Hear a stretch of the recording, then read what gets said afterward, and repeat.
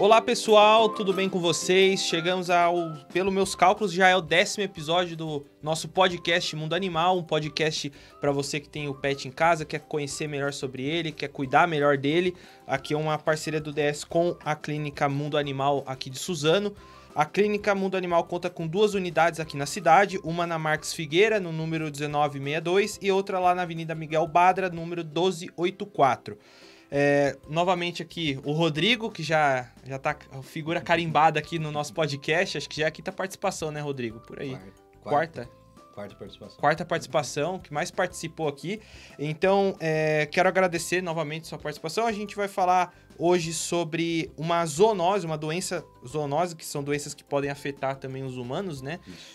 Chamada clamidiose, que é uma doença que afeta as aves. Então, se você aí em casa que tá assistindo ou que está escutando a gente, tem papagaios, calopsitas, araras aí na sua residência, é bom você ficar de olho que pode ser uma doença aí que o seu animal possa pegar. Lembrando vocês também que o podcast Mundo Animal fica disponível nas plataformas de áudio da sua preferência, nas redes sociais do DS e também no nosso portal, que é o Diário de Suzano.com.br. Lembrando então que temos outros episódios, vocês podem acompanhá-los nessas fontes que eu te passei. Quero então passar a bola para o nosso convidado, Rodrigo. Rodrigo, agradecer novamente sua participação e pedir para você dar um olá para quem está acompanhando a gente. Boa tarde a todos, agradecer de novo a parceria, né? Uhum. E tá sendo bem legal aí, né? Os assuntos que a gente tem abordado, o pessoal tá gostando bastante. Hoje a gente vai falar um pouquinho aí de aves. Que é a sua especialidade, né? Você é animal silvestre. Eu falo que você é animal.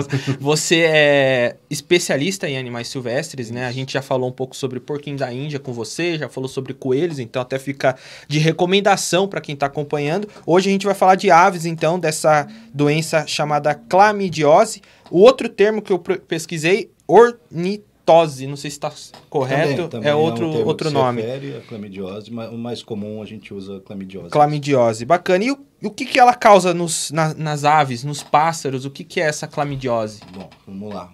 É uma doença que acomete diversas espécies, né? A gente vai abordar mais nas aves, especificamente nos psitacídeos, que são papagaios, calopsitas, araras, que é onde tem a maior importância, né? Uhum. É uma bactéria. Principalmente, ela vai causar aí diversos sintomas, mas principalmente sintomas respiratórios e digestivos. No caso digestivo, diarreia, e respiratórios, secreção nasal, espirros, falta de ar. Então, os principais sintomas conjuntivite, que ela vai causar. E é uma bactéria. Uma bactéria que ela causa... não é um vírus como outros que que causa afinem. doença, inclusive pode passar pro ser humano também. No caso, vale destacar, ela é uma zoonose, então é uma doença que o ser humano pode acabar pegando se ela não for tratada aí, caso aconteça, como é a raiva, por exemplo, né? A raiva é um vírus. Sim. Que é uma zoonose também, então só para quem está acompanhando entender o que seria uma zoonose. Eu queria então perguntar também, Rodrigo, como que o tutor, né, o dono desse pássaro, dessa ave, pode identificar que você já deu alguns sintomas aí, mas ele perde pena, ele pode chegar a acontecer alguma coisa. Eu vi que tem algumas imagens, quem pesquisar na internet, que aparecem furos, alguma coisa assim, tem relação? Como que é?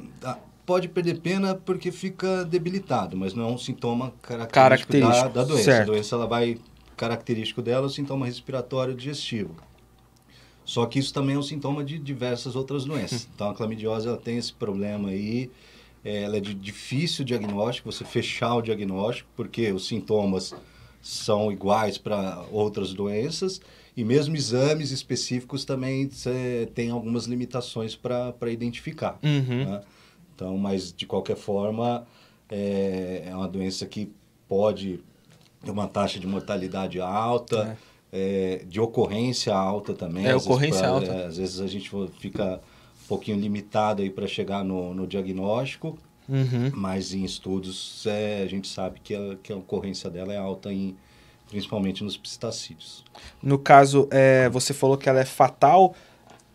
Eu sei que você não deve ter um número muito exato, mas a porcentagem aí de quando pega... A gente não tem uma porcentagem, mas a mortalidade alta. A ocorrência alta E dos animais acometidos também tem uma mortalidade alta também. E no caso ela é uma doença também que ela pode acontecer todos os períodos do ano, né? Ela não tem ali uma ocorrência no inverno, no calor. Não, mas estações mais frias e secas a ocorrência é maior. É maior. Por causa da transmissão. Ah, né? Então fica aí já de destaque, porque estamos chegando no inverno, né? Já é quase julho, já está chegando. Como todas as doenças respiratórias, no inverno se propaga mais fácil. Mas, pela via de transmissão, né? Que é através das secreções aí, orais, nasais, o animal eliminando as fezes também, então acaba sendo mais fácil nessas estações da transmissão. No caso, ela como é uma bactéria, como que o animal pode contrair, assim? Tá no ambiente, chega como para residir? Geralmente por contato direto com outro animal infectado. Né? Você não precisa ter exatamente contato direto, mas é a forma mais fácil de contaminar. Então, várias aves juntas, ou então criadores que têm as aves ali, uma ave doente passa para outra, essa ave vendida vai para outro ambiente, ela está disseminando a bactéria, né? Uma característica importante da doença é que mesmo com tratamento, às vezes você não consegue eliminar a bactéria do organismo. Vai suprimir o sintoma clínico, às vezes a ave está doente com o sintoma, medica, suprime o sintoma, mas ela continua portadora. E ela pode continuar eliminando essa bactéria depois, né? Entendi. No caso, você falou que ela até por isso que ela é uma doença de alta mortalidade, porque você falou do tratamento, que às vezes você não consegue... Exatamente. Suprimiu o sintoma, mas a ave está ali portadora da bactéria. Muitas vezes não elimina a bactéria do organismo. E aí, qualquer situação de estresse, baixa de imunidade, ela pode voltar a se multiplicar no organismo, voltar a ter os sintomas e o animal voltar a eliminar essa bactéria aí e contaminar outras aves, um ser humano que tá junto, principalmente pessoas idosas, imunossuprimidas, tem que tomar cuidado. Se você tem uma ave que é positiva, você já sabe que tem clamidiose, não é indicado que essa ave tenha contato com idosos, que são, né, mais vulneráveis, mais fraco, pessoas que têm doenças aí crônicas que vão atingir o sistema imunológico também. Não é legal ter o contato com a ave. No ser humano saudável, geralmente, se pegar, às vezes passa despercebido. Passa, às vezes, como uma gripe. São sintomas da doença, que em humanos aí não tem o nome de clamidiose, é psitacose, apesar de ser o mesmo agente. Quando é no humano, é psitacose. Isso. Então, às vezes, passa como sintomas de uma gripe. Não uma pessoa imunocompetente, sistema imunológico ok, mas uma pessoa imunossuprimida aí pode, inclusive, provocar morte, né? No ser humano? Pode. Pode? Uma pessoa, principalmente uma pessoa imunossuprimida, pode levar à morte, sim. Não é comum, mas pode acontecer. E no caso, né, depois que o animal ali se confirmou com a doença, o primeiro tratamento, até falando da clínica agora, Mundo Animal, como que é o tratamento ali? O tratamento é à base de antibiótico e, lógico, aí vai depender de outros sintomas que o animal vem apresentar. Se não está se alimentando bem, com suplementos, né? Outros aí vai de acordo com os sintomas que está apresentando, mas principalmente o antibiótico específico para combater a doença e o isolamento. Essa ave vai ter que ficar isolada. Não vai poder ter contato com outras aves, sabe que tem a doença, então é uma ave que vai precisar ficar no ambiente sozinha, evitar o contato direto e até próximo. Uma gaiola próxima também não é indicado, né? Outra ave próxima dessa daí. Mas eles ficam internados? Podem ficar internados? Pode, tratamento em casa mesmo? Pode necessitar de internação, sim. Aí depende muito do estado que a ave vai estar. Se não estiver comendo, precisar de uma fluidoterapia, algum tratamento mais intensivo, vai ficar internado para antibiótico injetável também, né? A partir do momento que está com a doença, mas está se alimentando, está conseguindo dar medicação via oral, aí dá para fazer o tratamento em casa. Certo. Eu queria perguntar também um pouco sobre como que funciona a prevenção, né? Eu até tenho uma pergunta mais para frente, mas eu já vou resgatar ela agora, a respeito, né, da Da questão da limpeza de local, falam bastante que desinfetante já ajuda, ela é uma bactéria frágil, então usar desinfetante no local ajuda. Então, como que o pássaro pode evitar aí? Claro, a gente falou muito de contato com outros animais, mas no questão do ambiente também, ser bem limpo ajuda. Sim, desinfetantes, água sanitária, já vai auxiliar, sim, na desinfecção, tá? Uhum. Dá para usar isso daí sem maiores problemas. Calor também, fogo, ambiente que é possível passar uma vassoura de fogo, colocar fogo também vai auxiliar mais Também do que a ajuda. desinfecção com os desinfetantes. Tá? Legal. A gente vai chamar então um rápido intervalo e a gente volta para o segundo bloco para falar mais um pouco então sobre clamidiose, aqui há outras questões sobre prevenção, tratamento. Beleza, pessoal? Até daqui a pouco. Farmácia Dr. Bicharada, a pioneira e exclusiva farmácia de manipulação veterinária do Alto Tietê, com diversas opções de medicamentos, desde cápsulas até deliciosos biscoitos veterinários, tudo com sabor personalizado para o seu amigão. O Laboratório Veterinário Pet Lab Sasso realiza exames em animais de pequeno e grande porte, oferecendo aos veterinários agilidade nas análises e resultados confiáveis. Acesse as nossas redes sociais. Pet Lab Sasso, há mais de 15 anos cuidando da saúde do seu pet. E voltamos então para o segundo bloco do 10º episódio já do podcast Mundo Animal. Estamos com o veterinário aqui, Rodrigo Abud, a quarta participação dele aqui, especialista em animais silvestres. E hoje a gente está falando um pouco sobre clamidiose, que é uma zoonose, uma doença zoonose. Então ela pode afetar as aves, né? É uma doença que afeta as aves, mas também por ser zoonose ela pode afetar o ser humano. Então a gente está falando um pouco sobre como que se identifica essa doença, os tratamentos. E agora a gente vai falar um pouco também sobre prevenção. Queria perguntar um pouco pro Rodrigo. Rodrigo, no caso, por exemplo, o tutor tem lá a ave que está com a clamidiose e ele também tem no ambiente gato ou cachorro. Esses animais podem ser afetados? Pode. No cão, clinicamente, ela não tem tanta importância, mas nos felinos ela tem já uma importância maior. E no gato, principalmente, pode provocar também sintoma respiratório. Então, gatos com muita secreção ocular, conjuntivite, também pode ser clamidiose. Que o principal sintoma dela é tanto lado da nas aves, respiratório e digestivo. Mas nos gatos, principalmente, é respiratório. Mas chega a ser fatal nesses... Difícil, mas fica mais, às vezes, uma infecção persistente, algo ali que não melhora, né? E investigando melhor pode ser a clamidiose, porque ela precisa de antibióticos mais específicos ali para tratar. Então, às vezes, começa o tratamento com outros antibióticos, não tem uma resposta interessante. Mas o tratamento com eles pode ser em casa já, né? Com o gato. Pode. E no caso, prevenção é o que a gente já falou, né? Manter longe, né? Distante. Sim. Sempre manter o ambiente limpo também. Sim, uma coisa legal, principalmente para as aves, que isso teria que valer para todas as espécies, todos os animais, né? Mas principalmente para as aves é um período de quarentena. Então, sempre que se você já tem alguma ave, adquirir uma ave nova, nunca coloca próximo, não vai juntar na gaiola já de uma vez, ou colocar a gaiolinha próximo. Nunca faça isso. Pelo menos deixa ali 40 dias no ambiente separado, para você observar se vai ter algum sintoma novo, alguma coisa, para não trazer uma doença nova ali para as aves que você já tem. Uhum. Aqui eu separei algumas perguntas até que a gente já acabou respondendo, né, a respeito, né, do que causa, né, você já falou dos sintomas, até também do tratamento, né, que entra se não está se alimentando, tem questão do soro. Eu queria perguntar se não existe vacina, né? Nas aves, para esse tipo de coisa, não tem como prevenir com a vacinação. Então, por isso que é importante essa questão principalmente da quarentena, quando você adquire uma ave nova.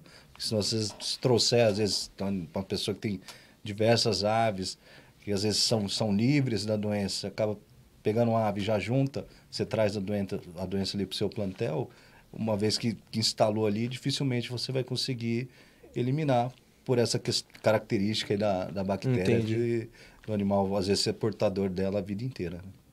Pode ser a vida inteira? Pode ser a vida inteira. Aí vem o sintoma, trata, melhora.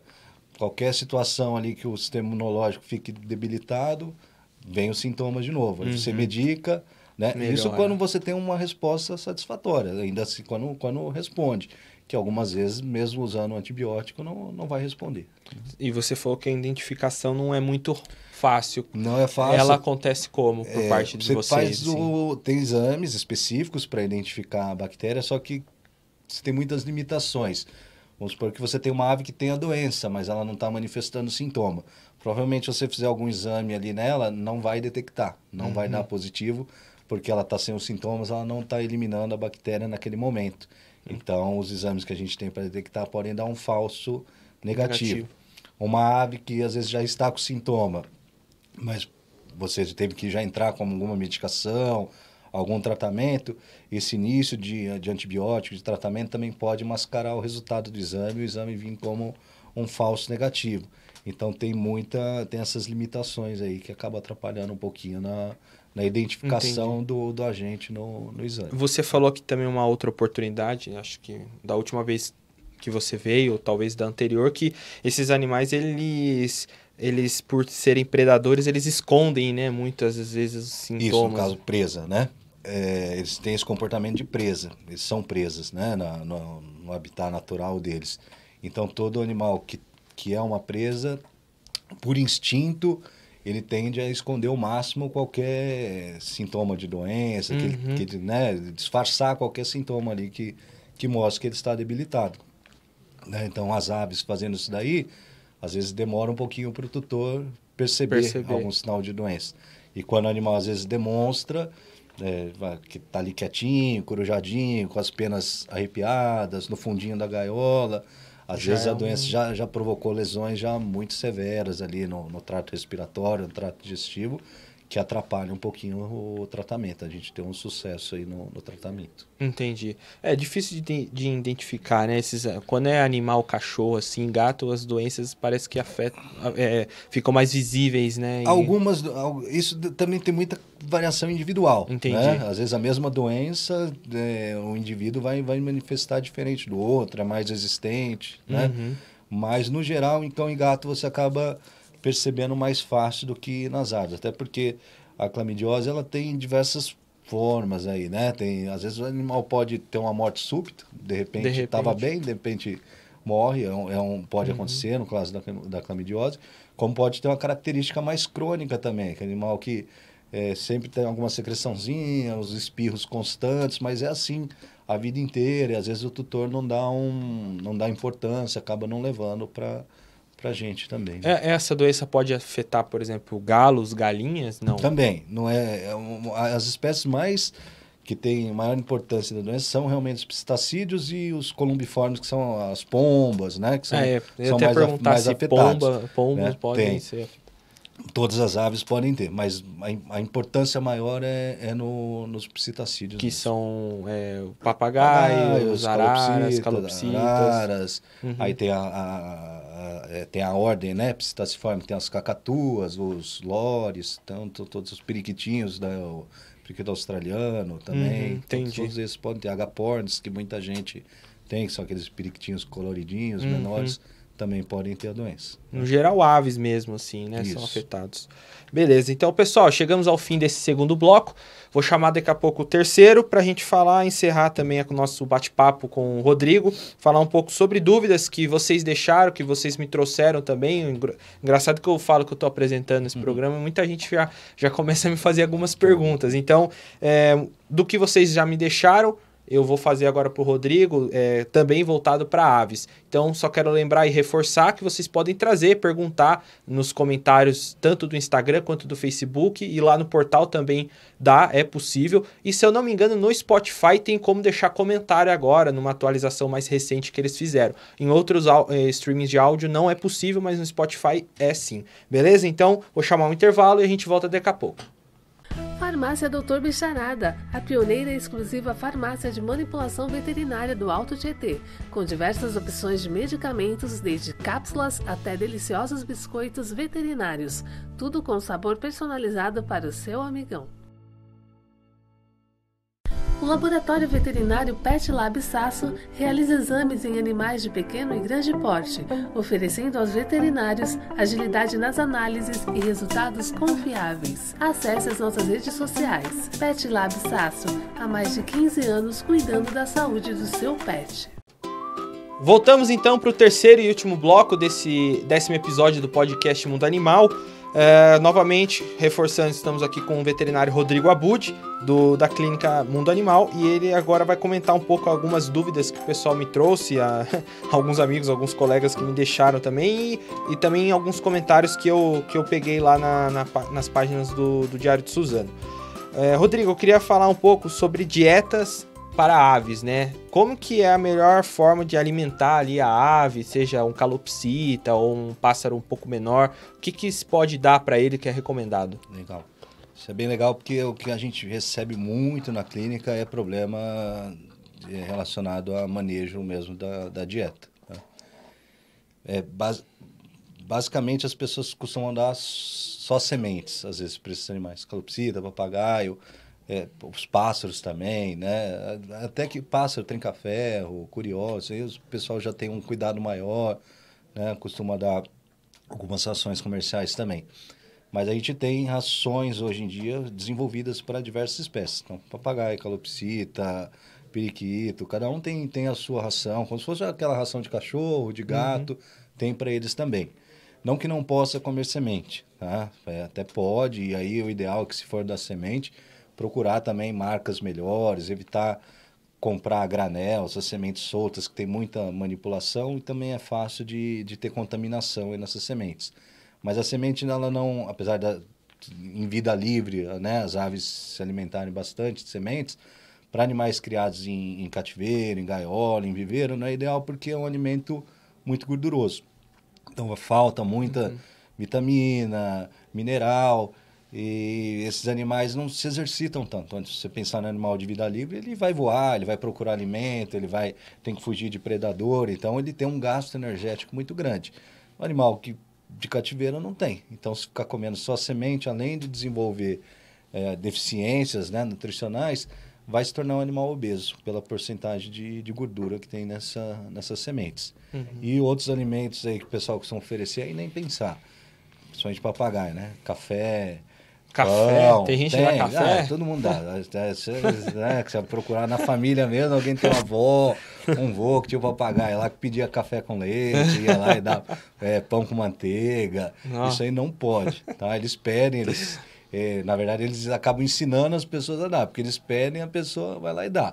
Eles vão comer? Vão, porque o sabor é bom. Mas isso não traz nada nutricionalmente, né, favorável para o animal, além de poder intoxicar. O sal, o açúcar, tudo isso ainda pode intoxicar a ave. Então, comida caseira, nem pensar. Fora a ração, frutas, verduras, legumes, isso aí couve, eu já vi gente. Couve pode dar, tá? Folha, sempre legal evitar folha verde clarinha, porque tem muita água, pouca fibra, então pode acabar, né, desandando um pouquinho ali o intestino. Mas folhas de coloração verde escura, isso aí pode ofertar. E o ideal é que você comece a oferecer desde que a ave é pequenininha, filhotinho. Porque se você já começa ali na semente, vicia e é muito difícil de trocar a alimentação. É o principal problema aí que a gente tem, às vezes, quando atende uma ave que come semente há anos, é conseguir trocar a dieta dela. Queria perguntar também um pouco sobre os cuidados básicos, higiene. A gente até falou isso em outro episódio, né? Sobre a questão ali forrar com o jornal, tem a troca de água também, que é importante. Isso. O jornal até pode usar para forrar, só tem que tomar cuidado da ave ter o contato direto por causa da tinta, que pode ser tóxica, né? Então, às vezes, maravalha, papel toalha, esses papel toalha que não tem perfume, nada disso aí também pode usar para forrar. A gaiola precisa ser limpa todo dia, trocar água todo dia, né? Às vezes deixa lá, põe um monte de semente, um monte de ração e sobra ali de um dia para o outro e fica lá, não é legal. Tem que trocar, porque aquilo ali contamina, né? Então, todo dia tem que ter esse cuidado. O ideal é a bandeja embaixo mesmo, para a ave não ter o contato direto ali com as fezes.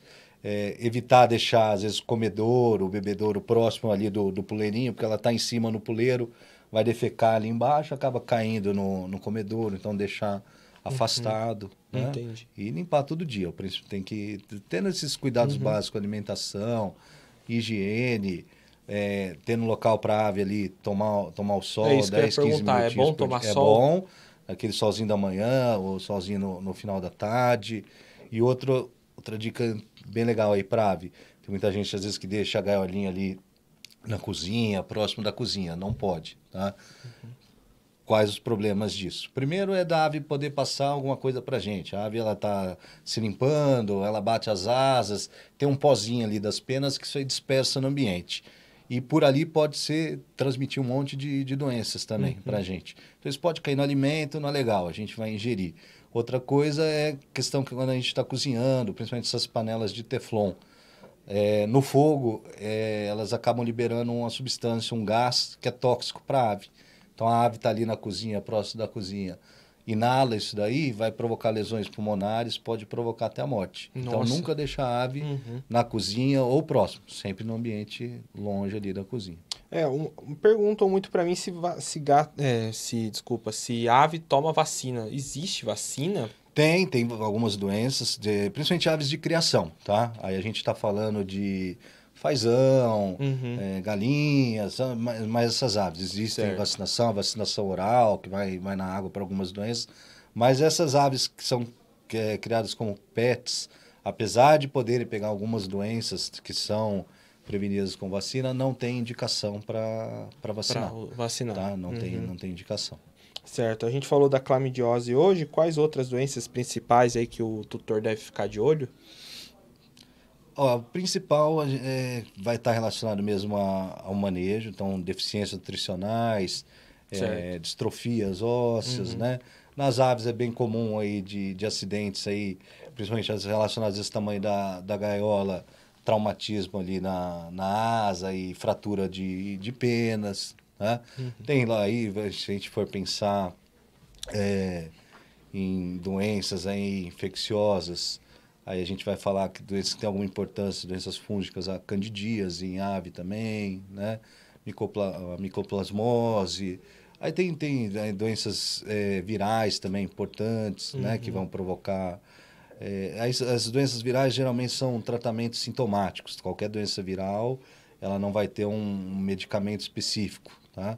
Herpes vírus em ave também tem, doença de Pacheco, doença do bico das penas, tem diversas, tem bastante. E que vão, muitas vezes, provocar sintomas semelhantes. O que é importante? Então, o tutor não está presenciando aí nas aves.